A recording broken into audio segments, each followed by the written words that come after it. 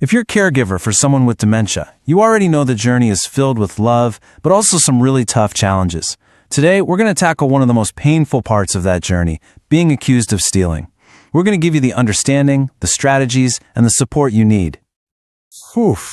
Hearing those words from someone you love, it's just heart-wrenching. It feels so personal, right? It can leave you feeling hurt, angry, totally helpless. But what if I told you that accusation? It's not actually about you at all. To really respond in a way that helps, we first have to get what's happening inside the brain. This isn't about them losing trust in you. This is a symptom of a disease attacking the brain. So, there's actually a clinical name for this. It's called a theft delusion. It's this powerful, completely false belief that their stuff is being stolen. Now, to them, it feels 100% real. It doesn't matter how illogical it seems to us. It's a really common and well-known symptom of dementia. So the big question every caregiver asks is why? Why are they accusing me, the person who's here for them day in and out? Well, the answer isn't emotional. It's all about what's going on in the brain. Let's just walk through the brain's faulty logic for a second. It all starts with memory loss. So they put their wallet in a safe spot. But then, a little while later, that memory is just gone.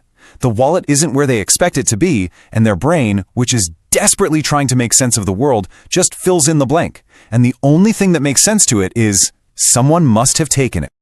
And it's not just about memory. Can you imagine feeling like you're constantly losing control? That creates so much anxiety and fear.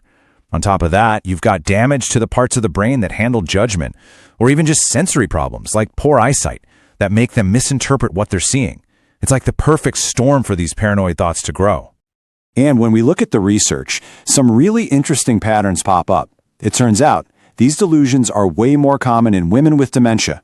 We're talking about a third of female patients, compared to just under 6% of men. They're also much more common for people who live all by themselves. All right, so here's our game plan. We've covered the why. Next up, we'll talk about the gut reactions that can actually make things worse.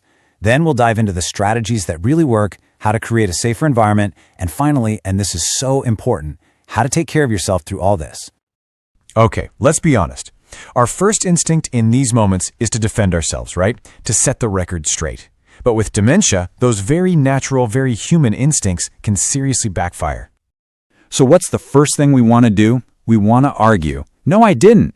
But you have to understand their belief isn't based on logic. It is their reality. Arguing with them is like arguing with someone about their dream. It's just not going to work, and it'll only make them more upset.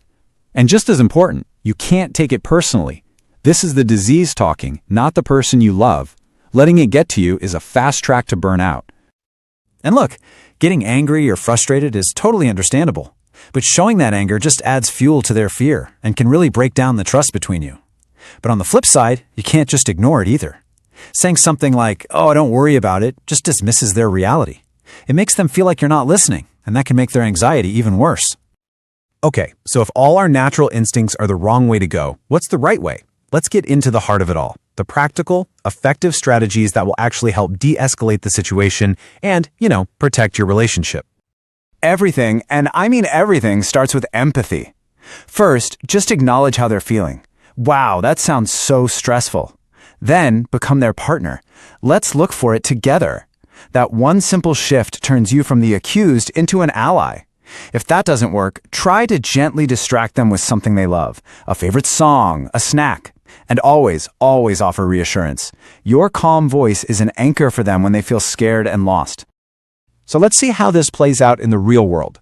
Let's take the story of Kim Young-sun. She's 75, she has Alzheimer's, and she becomes absolutely convinced that her daughter-in-law has stolen a lot of money from her.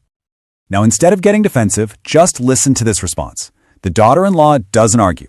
First, she validates the feeling. "Oh, mother, that's so upsetting." Then she validates the importance of what's missing. "It's your precious money." And then, boom, she immediately makes them a team. Let's find it together. This is just a masterclass in how to handle this. So beyond that immediate reaction, there are other really powerful things you can do. You can gently suggest other ideas, like, I wonder if we put it somewhere extra safe while we were cleaning. You can also start tracking patterns. Do these accusations always happen late in the afternoon? Maybe it's a sign of fatigue. And this is a big one. Have a few practical scripts ready to go. And here's a perfect example of a script. Instead of that defensive, I didn't steal it, why would I do that? Try something that validates and partners with them. Oh, no, your money is gone? That is worrying. You see, you're entering their reality. Then you offer a helpful, concrete action. Let's go check the bank statement together to make sure everything's okay. You're redirecting that anxious energy into a shared task. Okay, now let's talk about being proactive. Let's talk about getting ahead of the problem. You can actually make small changes to the environment that can make a huge difference, reducing the chances these delusions even happen. This is really all about setting them up for success. Have duplicates of things like keys or glasses ready to go. If a wallet is always getting stolen, have a spare one with just a little cash in it. It's an easy fix that provides immediate relief. Create a single labeled spot for important things. A cluttered space is a confusing space. Also, make sure their glasses are clean and their hearing aids work. Misinterpreting a shadow or a sound can easily fuel paranoia. And finally, never forget that boredom and loneliness are like kindling for these fears. Keeping them engaged is a powerful form of preventative care. We have spent so much time focused on your loved one, but none of this works if you, the caregiver, are running on empty. I need you to hear this. Your well-being is not an afterthought. It is absolutely essential. First things first, let's just say this out loud. It is completely 100% normal to feel hurt by these accusations. It's okay to feel angry, frustrated, sad, and helpless. You are not a bad person for feeling these things. You are a human being in a really, really tough situation. So how do you protect your own well-being? Find a support group. Just hearing other people say, "me too," is incredibly powerful. Find a little mantra for yourself, something you can repeat in those tough moments, like, "This is the disease talking." Please schedule breaks for yourself. You can't pour from an empty cup. And never, ever be afraid to ask for professional help.